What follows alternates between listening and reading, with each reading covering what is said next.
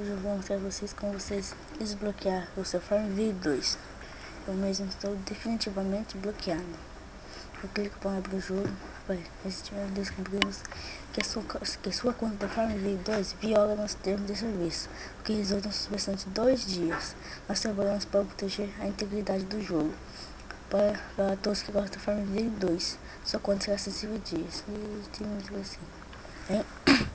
Vocês vão clicar com o seu no mouse com direito.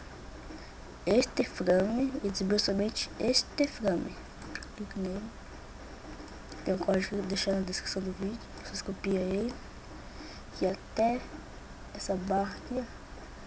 Essa barra aqui. Descarado.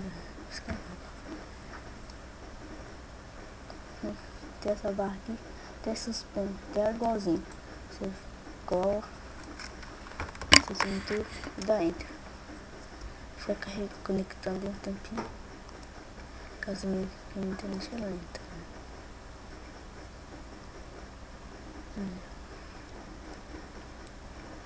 Pronto, o jogo já vai abrir normalmente já.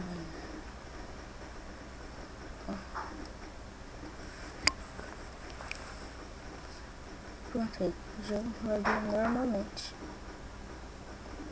Lembrando, galera, os animais que vocês colocarem com o hack,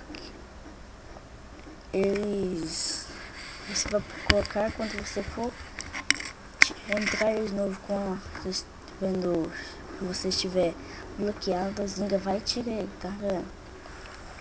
Você só pode colocar animais com moedas, apenas com moedas. Para vocês, se não tiver muitas moedas, vai assistir novo vídeo, como expandir e comprar uma delas grátis no Farmville. Para quase todos os animais vão estar grátis, galera. Vocês podem colocar o tanto de animais que quiserem, tá vendo? Então, eu vou fechar o vídeo por aqui. Muito obrigado a todo mundo que assistiu.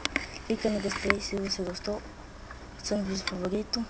E não se esqueça de se inscrever no meu canal para receber mais vídeos como esse. Muito obrigado a todo mundo que assistiu. Valeu!